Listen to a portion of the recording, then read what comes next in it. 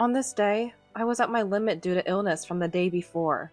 However, my son's wife, Tina, as usual, left her daughter Ellie with me and went off to work. I just can't do this anymore. After much worry, I decided to call my son, Raymond. Hello, Raymond speaking. Mom, what's wrong? Sorry to bother you when you're busy, but I'm feeling a bit unwell. Could you possibly tell Tina to come pick up Ellie as soon as she can today? Wait, pick up Ellie? I'm actually out with Ellie right now. What? That can't be. Hold on a minute. See? Caught off guard by Raymond's unexpected response, I quickly switched my mobile phone to video call and showed my granddaughter quietly playing house in the living room. But Raymond, looking puzzled, said, who is that? Ellie is, look, right here. And showed Ellie drinking juice next to him on his mobile phone. There was the familiar smile of Ellie. It's true. Then who is this child? Struck by an unknown fear, Raymond and I fell silent, and then we would come to know a shocking truth. My name is Hannah, a 60-year-old widow. 3 years ago, my son Raymond, my granddaughter Ellie, and I experienced an unbelievable incident. Moreover, the mastermind behind that incident was none other than Tina, Ellie's mother. When I learned the full extent of the incident, I felt a deep anger as a mother. And I felt an intense outrage that such selfishness could not be allowed. This all started a little before Ellie was born. At the time, my husband Watson was hospitalized with terminal cancer, given only a few months to live. Watson often said, "I just wished I could have seen Raymond's wedding." Then one day, Raymond introduced us to his fiancée, Tina. Tina was introduced to Raymond by a friend, and they had been dating for 2 years. She worked in human resources at a mid-sized company, seemed to have a good personality, and was very thoughtful, which was my first impression of her. Raymond, on the other hand, is serious but a bit inflexible. Tina naturally supported Raymond in such a way. I felt very reassured seeing the two of them together. I'm glad he met someone good, I thought to myself. However, that day's news was not just that.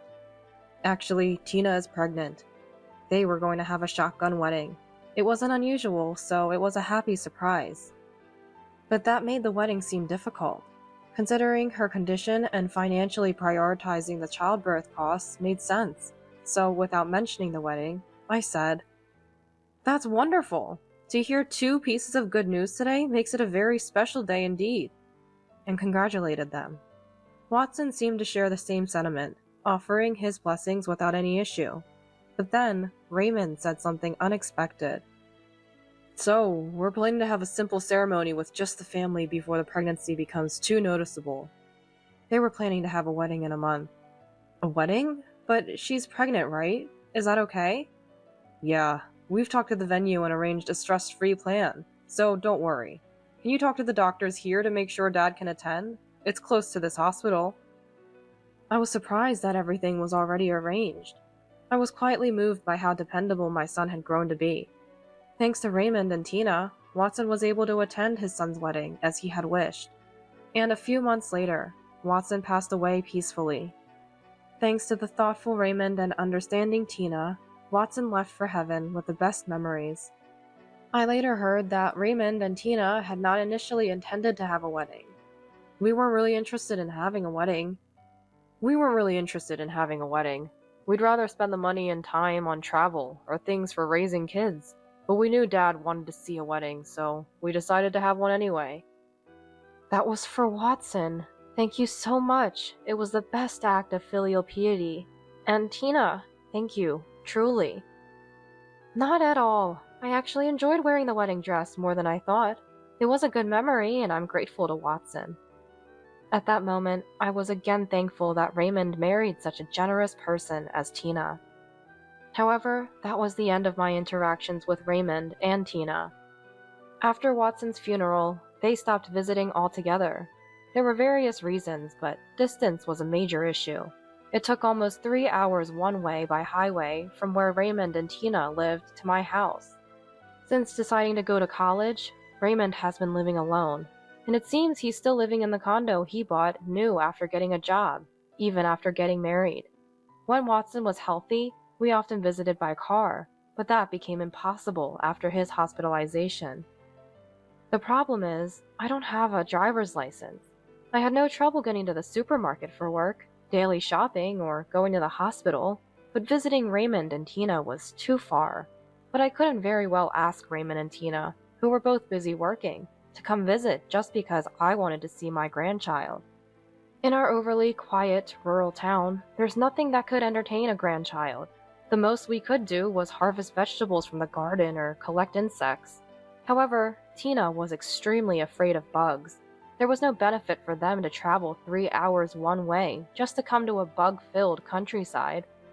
Thus, I had never once met my granddaughter Ellie. But it wasn't as if we had no contact at all. On weekends, Raymond would sometimes call me. It's Raymond. Mom, how are you doing? Fine, nothing's changed. By the way, did the package arrive? Yeah, it arrived. Thanks as always, it really helps. It's fine. Vegetables are expensive in the city, right? Well, yeah. Oh, hold on a second. Ellie? Here! Grandma. Are you okay? Yes, I'm fine. How about you, Ellie? Yeah, I'm good. Thanks for the vegetables. Although the conversation was just a few minutes, it was the only pleasure in my lonely life. Plus, nowadays, we can video call with mobile phones. Maybe because my eyesight is getting worse, I can't see Ellie's face clearly on the mobile phone screen. Still, just being able to see Ellie smiling was more than enough for me. Then, one Friday, I received a call from an unexpected person on my mobile phone. Uh, Tina? I had her number saved, but she had never called before. If she had something to ask, she would convey it all through Raymond, so I hadn't even heard her voice in years. Surprised by Tina's sudden call, I was inwardly anxious. Could it be? Has something happened to Raymond? That worry crossed my mind. Cautiously, I answered the phone. Then, Tina started talking in an unexpectedly cheerful voice. Hello? Hannah? It's been a while. This is Tina. Do you have a moment right now? Yes, I'm fine. What's up? Actually, to summarize, both of us have to work this weekend, so we were hoping you could take care of your granddaughter, Ellie. Our childcare center is closed on weekends, and we don't have close friends nearby. You're our only hope. Could you, please? Tina sounded very desperate over the phone. I don't mind, but isn't it too far? Considering the transportation costs, wouldn't it be less of a burden to find someone else to take care of her? Personally, I was overjoyed at the opportunity to take care of Ellie, whom I hadn't seen in so long. However, it seemed wasteful to spend so much time and money on transportation just for work. I couldn't come to a decision and was worried. Sensing my hesitation, actually, there's a branch of our company in the city where you live, Hannah. I'll be going there for help this time, so the company will cover the transportation costs, Tina said in an oddly cheerful voice. And then, once more, Ellie has been wanting to see you for a long time, too. Please think of it as helping us out. She pleaded again. If that's the case, alright, I'll take care of her at my place. I agreed to take care of Ellie for the weekend, defeated by the words that Ellie wanted to see me. Tina was overjoyed, even through the phone. And the next moment, she said something unexpected. Thank you! Then I'll bring her over tomorrow! Tomorrow? The next morning, true to her word, Tina brought Ellie to my house. Ellie seemed a bit out of it, probably from waking up early and the long journey. These are Ellie's clothes and lunch. She's wearing regular pants, but sometimes she wets the bed, so please put a diaper on her just before nap time. She has no allergies, so you can give her any snacks. Tina said this, handing me a small bag and some bread bought from the supermarket. Raymond is on a business trip, so please contact me. Ellie, wait here, playing with Grandma. I'll come to pick her up by evening. She explained everything in a matter-of-fact tone, then left the house without looking back. Ellie, are you tired? Want to take a break? When I asked, Ellie silently shook her head no. How about we watch TV together? With the visit being so sudden, I hadn't prepared any toys for children, so we spent the day watching TV, taking walks and drawing to get by. Although initially puzzled, the time spent with my long-awaited granddaughter turned out to be very enjoyable. However, Ellie hardly spoke that day. She was very chatty and laughed a lot on the phone. I wonder what happened. Also, her hair seemed a bit shorter than I remembered. The atmosphere was somehow different from when we talked on the phone. I guess you never know until you meet in person. She was quite different from what I imagined. At that moment, I felt a strange sense of discomfort. However, I chalked up this discomfort to the tension of a 3-year-old suddenly being pulled away from her parents and didn't pursue it further. If only I had been more vigilant at that time, perhaps Ellie and the others wouldn't have had to suffer. From that day on, Tina began dropping Ellie off almost every week. I blame myself for not verifying, but I honestly didn't expect the work to be so frequent, and I was quite perplexed. Moreover, Tina completely ignored my schedule and physical condition, forcibly leaving Ellie behind. "You're not feeling well. It's okay, you can rest. Ellie can stay quiet as long as she has TV. Ah, you have an errand? Then please leave her until you're back. There are no thieves in the countryside, so it's fine, right?" Against Tina's selfish arguments and nonsensical reasoning, I repeatedly asked to discuss the days she would bring Ellie in advance. However, Tina would evade the conversation, and in the end, "I'm really sorry for always being so demanding, but it helps us out a lot. Thank you," she would always say. And the next week, as if nothing had happened, she would drop Ellie off again. To Tina, I must have seemed like a convenient, free daycare. That's why my schedule and plans didn't matter to her at all. I was furious at Tina's selfish behavior and considered taking drastic measures. Maybe I should just go out early in the morning and stay out all day on weekends. But the thought of something happening to Ellie scared me, and I never went through with it. That's how careless Tina was with Ellie. Maybe I should talk to my son Raymond about it. I had thought that as well, but that too ended up being just a fantasy. After all, Raymond and Tina were busy working on weekends, which is why they sought my help in the first place. Bringing up a mother-in-law and daughter-in-law conflict seemed like it might not be the best idea. It could even result in losing my time with Ellie, which I wanted to avoid at all costs. I wanted to see Ellie, so I wanted to avoid the worst-case scenario. But I couldn't go on like this. I felt like I was lost in a maze with no way out. And with each weekend, my feeling of dread grew. Feeling that this couldn't continue, I decided to change my mindset. This is like supporting child rearing. I'm helping Tina with her parenting in place of the busy Raymond.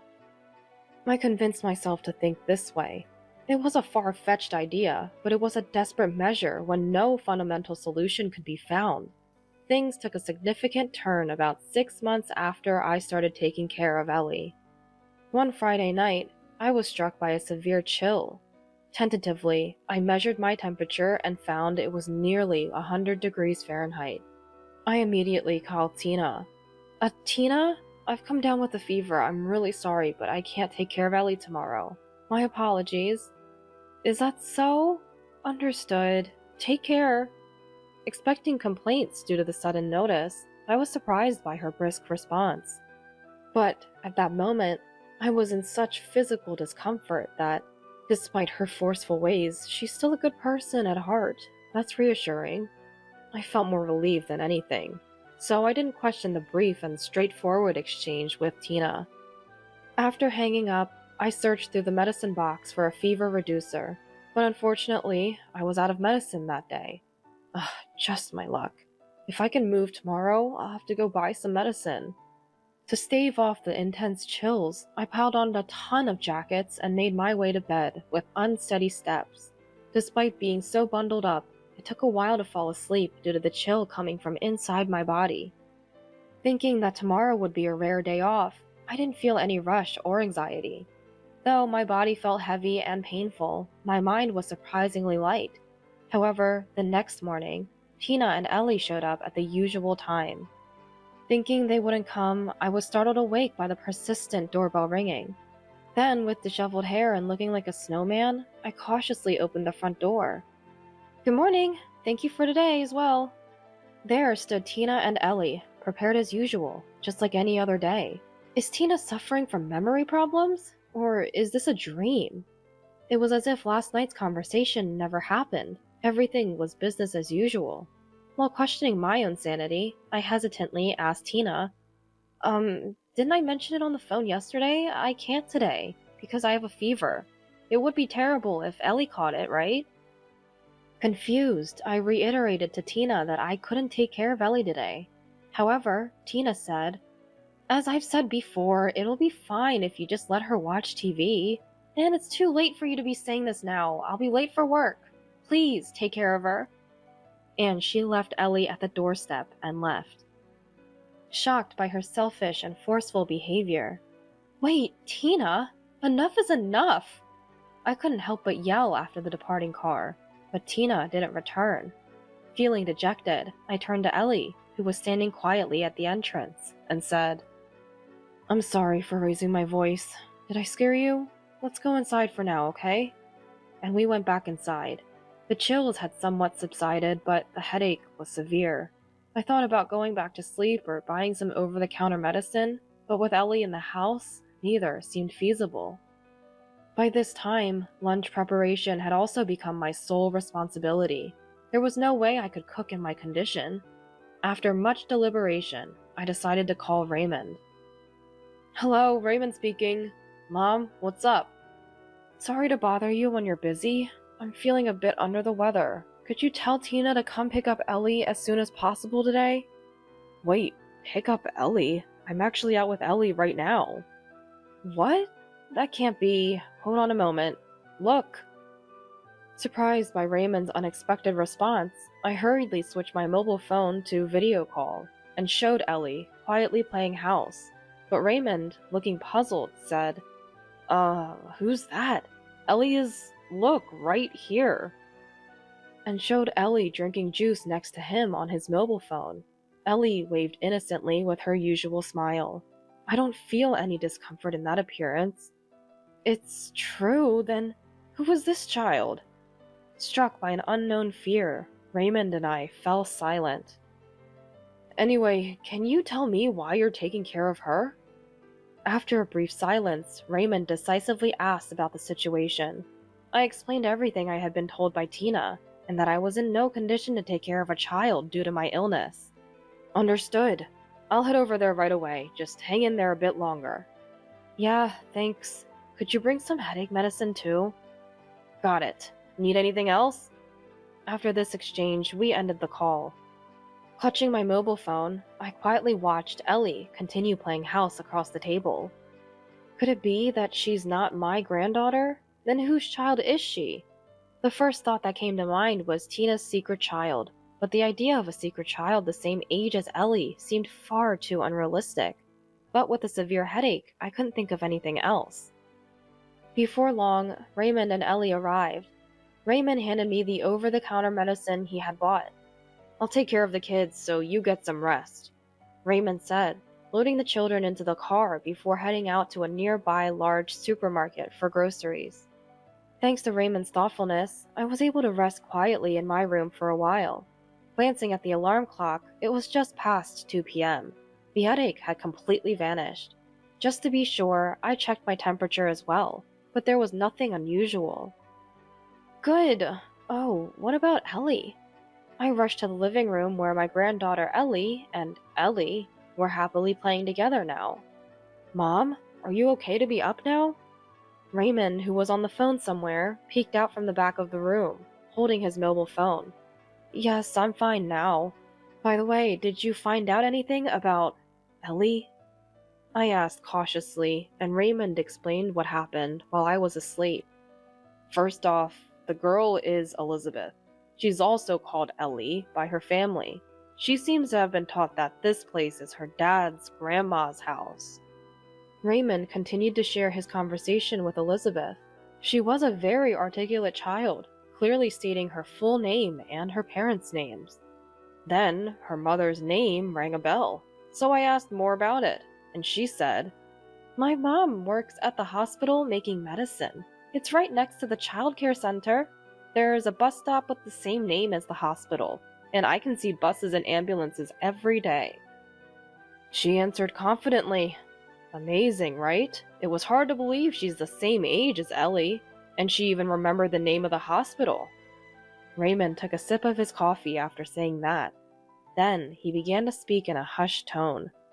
I was sure, after hearing the name of the hospital. Elizabeth's mother? She's one of my business contacts.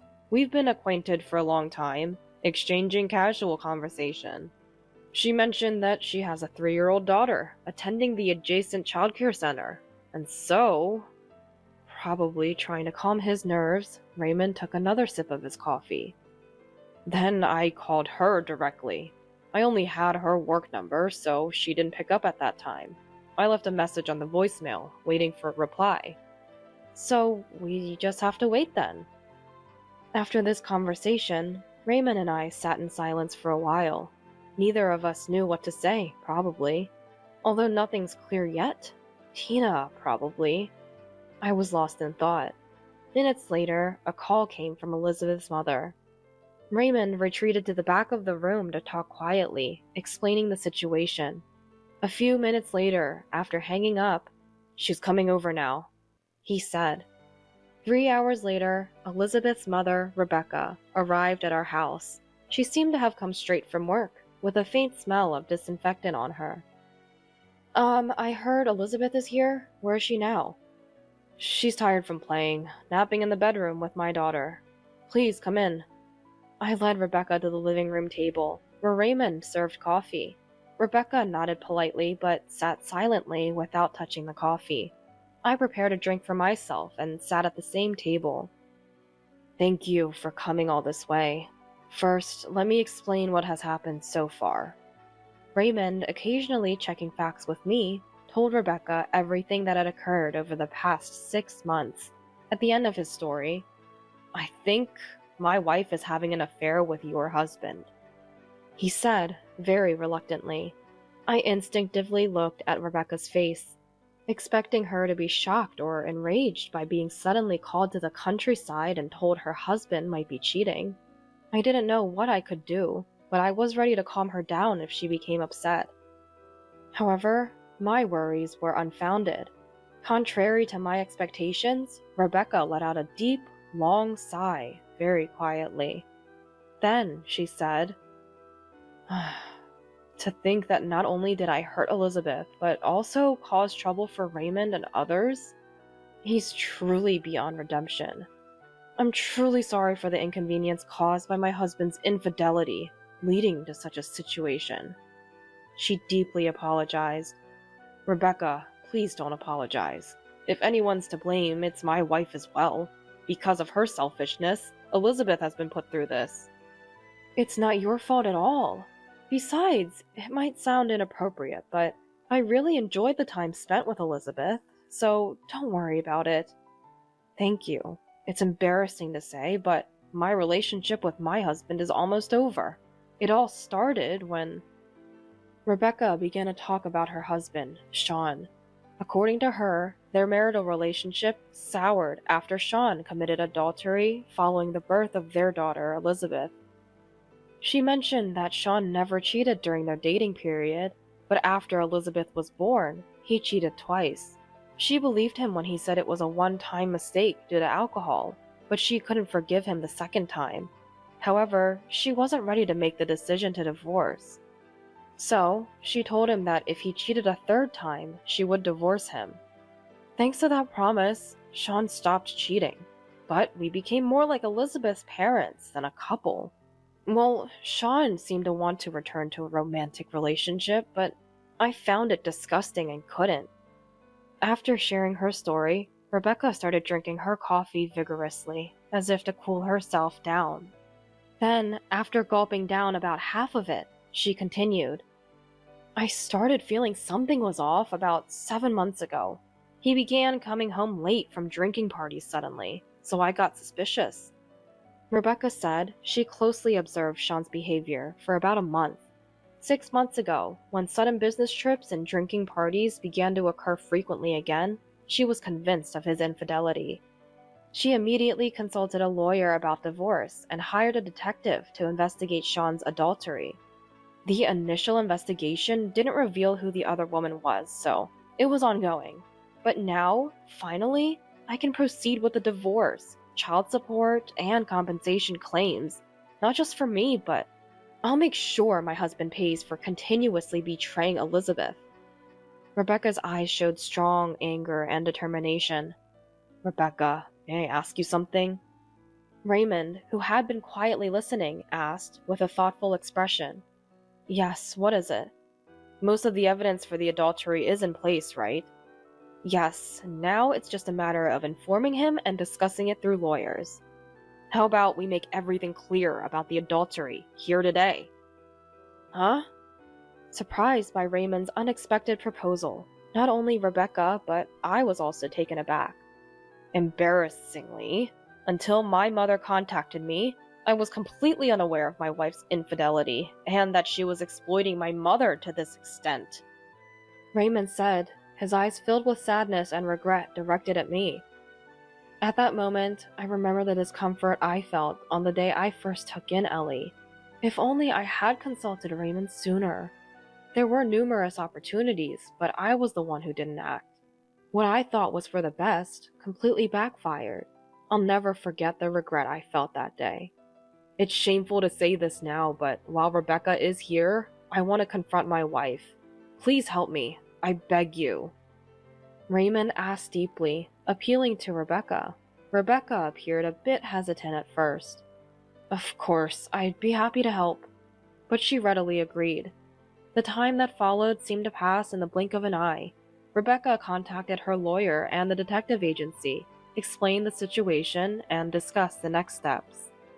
Meanwhile, Raymond called Tina's workplace, only to find out she had never been asked for help as she claimed. Though Raymond was shocked, it seemed to completely clear his feelings towards Tina. As it got dark, Tina came to pick up Ellie, as usual. Pretending to feel sorry, I said, I'm sorry for yelling this morning. As an apology, I've prepared dinner, so please have some before you go. I said, forcibly inviting Tina inside the house. Tina, with a grim expression as she entered the living room, caught sight of Raymond sitting at the table and gasped. Raymond? Tina, take a seat. We need to have a serious talk. The heavy atmosphere around Raymond made Tina's face turn pale rapidly. A few minutes later, Rebecca returned with her husband Sean in tow. Upon entering the living room and noticing Tina, Sean froze. Tina, why are you here? What about you?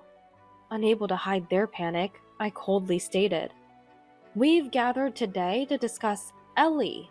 Tina, it seems this child is Sean's daughter. Why would you bring Sean's daughter to our house and even lie that she was my granddaughter? Well, that's because, Sean asked me to. What? Don't make this my fault. It was your idea, wasn't it? Would you just be quiet for a second? Sean said he couldn't ask his wife, so reluctantly, since he insisted so much, I just helped out. What's that supposed to mean? Don't make me out to be the bad guy. I told her to stop, but Tina wanted to. It's not a lie about work. I really did go to work. And Tina is just a work colleague. Don't get it wrong. Tina and Sean tried to shift the blame to each other and made excuses, trying to clear their own names. Their conversation was inconsistent, and just listening to it was enough to give me a headache again. It was all noise without substance. Rebecca was the one who silenced them. Let's get divorced. The house fell silent at her words. Wait a second. What's going on all of a sudden? It's not sudden. Remember our promise? If you cheated again, we'd divorce. No. So it's not like that. She's just a work colleague. Sean, those excuses won't work anymore, will they?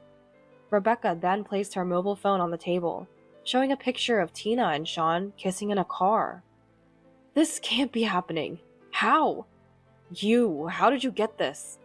I paid for a private investigation. There's a lot more evidence than this. Faced with undeniable evidence, Tina and Sean fell silent. Then Raymond confronted Tina. Tina, so the story about going for help was all lies, wasn't it? What are you talking about? That's not possible. I called your office earlier. They said there's no way a part-time clerk would be asked to do such a thing. And the training to become a full-time employee was also a lie, wasn't it? Uh, that is... Tina was speechless, looking down for a while. A heavy silence lingered for minutes. What's going to happen now? Unable to see the future, all I could do was silently observe. Fine. Yes, it's all lies. Everything about Ellie, the work, all of it was just to make time for Sean. So what, are we getting divorced? Tina's unexpectedly cheerful voice broke the silence in the living room. Admitting everything, Tina's attitude was defiant, as if she was a completely different person. I've always liked Sean's type. Raymond has a nice apartment and a good salary, but he lacks charm, you know? It's just different. It's a stable life, but it lacks excitement. Tina expressed her dissatisfaction with Raymond and her affection for Sean without any sign of remorse. Raymond is serious, right? At first, I thought that was a good thing, but it's just boring. Sean, on the other hand, is my type, and he's fun to be around. Plus, he always thinks of me. I'd do anything for Sean. Tina smiled at Sean like a girl in love, betraying her family and husband without any guilt.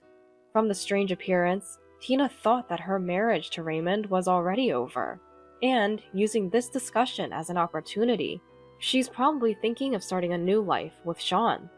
Seeing Tina smiling so happily, Raymond and I were too stunned to say anything. How can she say such things after betraying her family? My head was filled with disbelief. However, Sean's unexpected response shattered Tina's smile. Stop joking around. The only one I love is Rebecca. Rebecca, I was wrong. I'll change for real this time. So please don't divorce me. Ignoring Tina, Sean pleaded for Rebecca's forgiveness. However, Rebecca's feelings were unchanged. Despite Sean's desperate attempts to win Rebecca over and avoid divorce, Tina, with a flushed face, What? Love is supposed to be with me, right? We even made marriage promises. Weren't you going to sweet-talk your wife? Erupted. I would never marry someone like you. It was just more convenient to schedule office affairs, just playing around. Thinking it was serious is crazy. Sean coldly dismissed Tina. Then, once again, he implored Rebecca to reconsider divorce. Learning of Sean's true nature, Tina became even more enraged. Her loud arguments and insults towards Rebecca and Raymond, and her escalating anger. Eventually, woke up Ellie and Elizabeth, who had been napping, causing chaos in the house. Faced with the children's cries and Sean's cold retorts, Tina's anger reached a boiling point, leading her to yell at the children. Be quiet! We're having an important conversation here! Shut up! Exposed to such unjustified and selfish rage, the children cried even louder. It was then that the usually mild-mannered Raymond, Don't yell at the kids! Yelled at Tina with unprecedented force. Overwhelmed by Raymond's presence, Tina finally quieted down. Raymond, while holding a sobbing Ellie, stated firmly, Tina, Sean, we'll discuss the future at a later date. For now, please leave. And expel the two of them. Overpowered by Raymond's determination, Tina and Sean left, bickering with each other. Though the discussion turned out to be incredibly tumultuous, it was good to clarify the adultery. That evening, I finally had dinner with my real granddaughter. Despite the previous upheaval, we enjoyed a peaceful and happy time together. Later, discussions for divorce took place involving both families. With Rebecca and Sean signing an agreement and Tina expressing her intention to divorce, the divorce was finalized swiftly. Ellie's custody was granted to Raymond, as Tina relinquished her parental rights. Raymond had intended to gain custody from the start, so he was relieved. Although there were some disputes over alimony and compensation, the payments were made in full, without significant reductions. Tina quit her part-time job afterward. Somehow, the news of her affair with Sean and the deception involving the fake daughter spread throughout her workplace. She faced cold stares from her colleagues and even earned an unflattering nickname. Sean also faced repercussions at work due to the affair becoming public, resulting in a demotion. Furthermore, Tina, unable to let go of Sean, turned into a stalker, leading to police involvement, as Rebecca shared. Rebecca herself left her hospital job to take over her family's pharmacy, moving back to her parents' home. Her parents were delighted to live with Elizabeth, as Rebecca had struggled to visit home due to her demanding job at the hospital. As for me, this incident dramatically changed my life. I sold my longtime home to move into a new house Raymond had bought. Now I live a new life with my real granddaughter. Ellie enjoys my country-style cooking. Grandma, this is delicious too. I love all of Grandma's food, saying, and she quickly grew attached to me, thanks to our frequent phone calls before the move. Now, Ellie is in elementary school. Sending her off to school every morning has become my daily routine. During the day, I enjoy gardening in the small yard of the house Raymond bought. I can live this peaceful life thanks to Raymond. I am grateful for my calm and happy life, quietly wishing for Raymond to find happiness with a new partner.